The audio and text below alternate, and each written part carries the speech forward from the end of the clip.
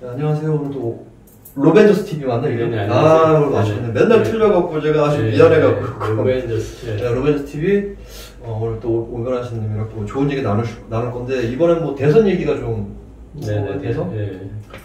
어떻게 좀 간략하게 보면 대선 이번 그 윤석열 이제 대통령이 됐는데, 누구 찍었는지는 뭐 비밀이죠? 네, 비밀이죠. 저도 비밀이고.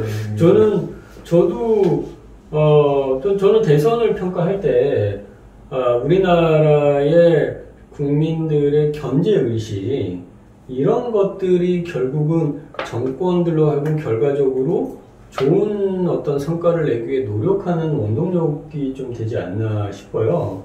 그래서 뭐 우리나라 그 기존 정당 체제를 보면은 지분들이 각기 일정 포지션별로 있잖아요. 지역별 포지션이 있고, 그게 이제 수도권화 되면서 그게 점점 옅어지면서 좀 꿈틀꿈틀하면서 다양한 형태로 바뀌고 있는데, 어쨌든 주요 이슈에 대해서 부동층이, 제가 보면 저도 부동층입니다. 따지고 보면 어디에 조금 더 가까운 성향은 가지고 있지만은 부동층인데, 부동층 비율이 제가 보기에는 한 30%에서 40%는 부동층이 아닌가 싶어요. 맞는 말씀일 거예요. 어떤 분은, 가까운 어떤 분은 지난번에는, 그러니까 충청남도나 이런 데까지도 이제는 뭐랄까, 그 부동층에 들어간다라는 게, 그 전에는, 박근혜 대통령 찍었다. 그분은 당선될 분들만 찍었대요. 응? 그거는 보면은 정권을 바꿔보자라는 심리들이 우리나라에는 굉장히 좀 많다라고 좀 볼 수가 있는 거죠. 그래서 이번에는 이번 대선 그 윤석열 이제 대통령이 그 공약으로 내민 것 중에 또 뭐 여가부 폐지는 어떻게 생각하세요? 대선 얘기 조금 더 해봐야 될 것 같은데, 어쨌든 저는 사실은 문재인 정권, 민주당 정권의 기반이 어디예요? 전라도 말씀하시는 민노총? 노동부? 서민 정권을 하고 있죠. 그런 거 하시면 안 될까요? 그게 이제 민노총 그쪽이 노동자계 그러는데, 서민 정권을 표방하는 정권에서 이번 대선 직전에 결과적으로 어떤 현상이 발생했어요? 아파트 가격이 웬만한 지역은 서울의 인근, 웬만한 지역은 10억을 이제 넘어가는, 예전에 박근혜 정부 이명박 노무현 한 10여 년 동안 한 3, 4억 정도의 안정기를 가지고 있다가 갑자기, 물론 그 이면에는 우리나라 국민소득이 굉장히 많이 올라가고 국격이 올라가고 여러 가지 이유가 있지만은, 그런 거 다 따지면은 머리 아픈 거고, 결과적으로는 문재인 정권 때 저도 이렇게 집값이 올라갈 줄 몰랐으니까 문재인 정권도 몰랐겠죠. 예? 그러나 그런 게 정치적으로는 용서가 안 된다. 그래서 이런 서민 정권을 표방하는 정권 하에서 이런 한 번도 겪어본 적 없는 양극화의 결과를 초래했다. 이거는 저는 단군 이래 또 한강의 기적 이후에 또 하나의 중대한 분기점이라고 생각을 합니다.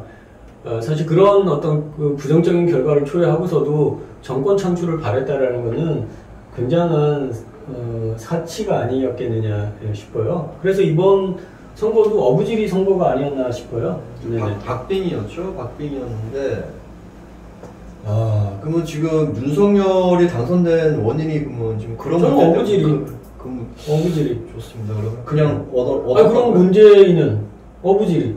박근혜 최대 수혜자라고 저는 생각합니다. 그러니까 어부지리. 그런 건데. 이번에 좀 보면은 이번에 대통령 지금 취임하기도 전부터 또 청와대 옮긴다는 얘기도 있고. 저는 그런 거를 보면서 정치라는 거는 어떻게 보면은, 글쎄요, 정치가 우리 사회에서, 저는 정치의 역할이 그렇게 크지 않다라고도 봐요, 솔직히. 정치와 상관없이 우리 사회는 변화를 하고 있어서, 어떻게 변화를 하고 있는 거냐, 그런 것들이 조금씩, 결국 변화의 주도를 뭐가 하고 있는 거냐, 기술이 하고 있다라고도 좀 볼 수도 있는 거고요. 거기에 아주 무력할 수도 사실 있는 거고, 우리나라 경제가 성장하는 것도 이번에 탱크도 만들고 K9 하고 해서 비행기도 만들고 반도체 이런 걸 보면은 우리나라 기술이라는 게 이제 선진국의 한 파트를 담당할 정도의 아주 선진화돼 있고 자리를 잡은 게 아니냐. 그러니까 기술은 곧 경제와 연결이 되고 그게 광범위하게 사회를 튼튼하게 자리 잡고 있다라고 한다라면은 그 나라는 이제 성장을 하는 거고 거기서 문화라든가 이런 뭐 케이팝 그래도 또 난리네요, 그죠? 맞습니다. 그런 것들이 또 이제 어우러지면서 그 나라가 이렇게 좀 잘 살고 만족을 하고 뭐 하면서 뭐 만족하고 사는지 모르겠지만은 뭐 그런 부분이 있는 것 같습니다. 무슨 얘기 하려는 거죠?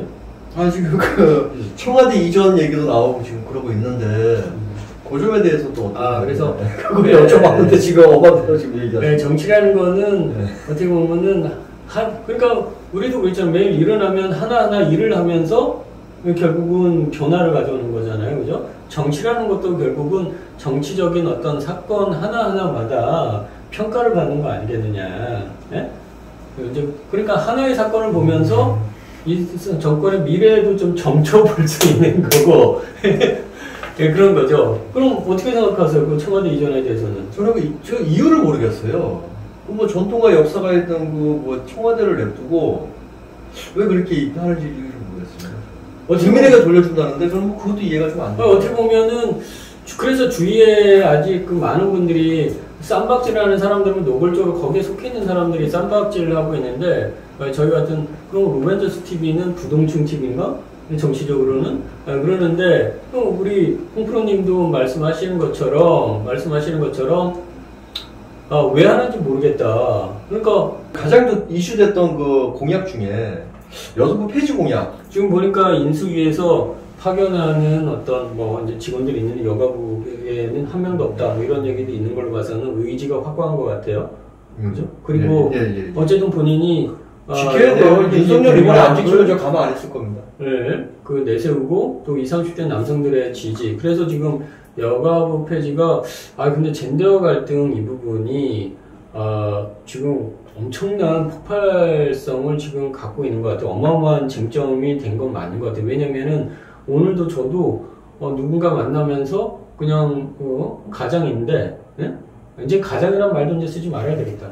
그냥 아버지인데 엄마하고 딸이 있는데 이번에 뭐 예전에는 그냥 지역적인 뭐 이런 어떤 기반으로 이렇게 했었는데 물론 서울 사시는 분이고 인천 사시는 분이고 그런데 이번에는 젠더 그 부분이 굉장히 민감하게 하면서 투표도 그렇게 했다라고 하더라고요.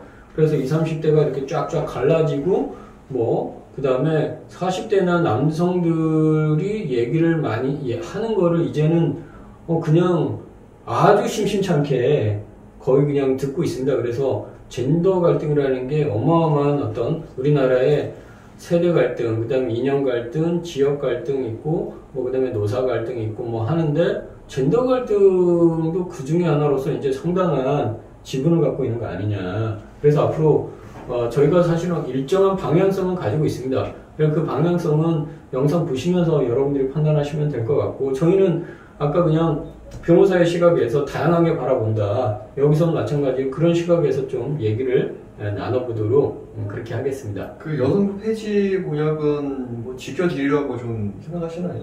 지키겠죠? 지켜야 됩니다. 왜냐면은 저부터도 가만 안 있을 거예요. 거짓말이면.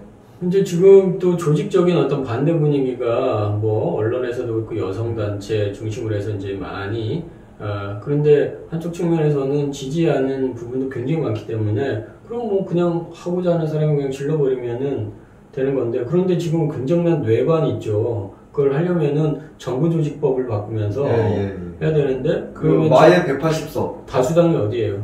지금 민주당 쪽이죠. 지금의 여당이죠. 그러면은 엄청난 정치적 이슈로 아예 젠더 전쟁이 발생할 가능성도 제가 보기에는 다분한 것 같습니다. 그러니까 이번에 그 지방선거 아주 신중을 기해서 해야 되는 상황이라고 저는 생각이 들어요. 지금 지방선거가 언제죠? 지금 제가 봤을 때는 6월 1일로 알고 있어요. 6월 1일날 지방선거 잘 하셔갖고 이것도 좀 하고 본때를 좀 보여줘야죠 이번에. 그걸로 인해서 석이 바뀌는 건 없지만 전에서 그거야 뭐 일반 시민들이나 이쪽에서 어떻게 벌어지는지 그걸 좀 뭐 지켜봐야 되겠죠. 그런데 그러면 여가부 폐지의 그런 또 이후에 계속 얘기하겠지만은 핵심은 어디 있는 거예요? 어떤 거 핵심? 여가부 폐지에 대한 여가부 폐지를 이쪽에서는 왜 하고 저쪽에서는 결사반대하고 하는 이유가 뭐예요? 여가부가 민주당이 해요. 저는 그렇게 생각합니다. 민주당에서 만들었고 뭐 어찌 정치적으로 돈줄이라고 저는 생각이 들거든요. 자기들 이제 표장사가 되는 거고 그걸로 인해서 결국 저는 뭐 여가부의 이슈는 아주 팽팽한데요. 여성 단체가 생각하는 부분과 또 그 외에 그 반대쪽에 있는 사람들의 사고라든가 입장은 굉장히 좀 팽팽한 것 같습니다. 여가부를 지지하는 쪽에서는 여성이 절대적 사회적 약자다라는 어떤 설정을 하고 있고, 반대하는 측면에서는 저런 걸로 보는 거죠. 두 가지 관점에서. 자, 그 사례로 보면 되는 것 같아요. 그냥 여성계에서는 강남역 살인사건, 여성이 여자가 당했다. 그냥 취하네. 예? 남자는 안 죽지 않냐? 여자는 죽는다. 가정폭력, 여자 죽는 사람 있지 않냐? 신문에 맨날 우락내리락 하지 않냐? 그래서, 여성의 어떤 그 열악한 지위? 이런 거가 굉장하다. 이제 이렇게 이제 보는 거고, 그 남성들이나 반대편에서는 그거, 언론이나 이런 데서 과장된 거다. 여성의 지위가 과거를 가지고 평가하지 마라. 지금의 시점에 놓고 본다면 상대적으로 다른 나라나 이런 데에 비하면 굉장히, 좋은 편이고, 그 다음에 출산 양육이나 그런 점을 제외한다라면은 능력 발휘하고 하는데 별다른 차이가 없는 상황이다. 그 다음에 여성에 대해서 정부에서 개입해서 장악해가지고 하다 보니까 가부장에 의한 남성에 의한 여성 지배 역사 이런 관점에서 여성가족부가 정책을 만들고 학생들한테 강요하고 하다 보니까 그런 거를 하나하나 한번 좀 조사 좀 한번 해보시죠. 어떤 게 있는지. 그런 어떤 역사, 사회, 남녀 사이 관계를 바라보는 그런 시각에 대해서 한쪽에서는 여성계는 밀어붙이고, 그다음 반대편에서는 거기에 대해서 우려를 하고 하는 점이 저는 일단 첫 번째라고 보고요. 두 번째는 뭐 주차장이나 이런 데서 여성 전용 주차장처럼 쓸데없는 거 한다. 그렇죠. 그럼 여성을 약자로 보느냐? 주차하는데 무슨 여성이 약자냐? 그래서 과잉 보호론, 불필요한 부분들, 그다음에 우리가 막 찍고 있는 그런 여성 플라자. 30년 전에는 여성들끼리 모여서 회의하는 공간도 없었죠. 지금 강남에 있는 여성분들 회의 공간이 없습니까? 토지 가고 어디 가고 하면은 되는 거 아니에요. 그러니까 여성에 대한 어떤 보호론이 지나치게 과장되어 있다라는 부분. 그 다음에 전 여성이 오늘도 살아서 집에 돌아가길 기도한다 하는데 그런 거 여성분들이 자꾸 찍잖아요. 그러니까 없어져야죠. 그 공포라는 게 근거가 없다 이렇게 이제 주장을 하는 거죠. 네. 그게 이제 과연 맞느냐 안 맞느냐에 대해서 한번 지속적으로 한번 우리 얘기를 좀 나눠보도록 하죠. 네, 알겠습니다. 그리고 뭐 어떻게 마무리하시죠. 네, 그리고 뭐 이번에 정권 그 얘기도 해보고 이번에 정치 얘기도 했고 포괄적으로 아주 두루두루 이제 로벤져스가 앞으로도 뭐 좋은 활약하는 걸 제가 바라보겠습니다. 네네. 네, 뭐 오늘 시간 감사합니다. 네네, 감사합니다. 고맙습니다. 네.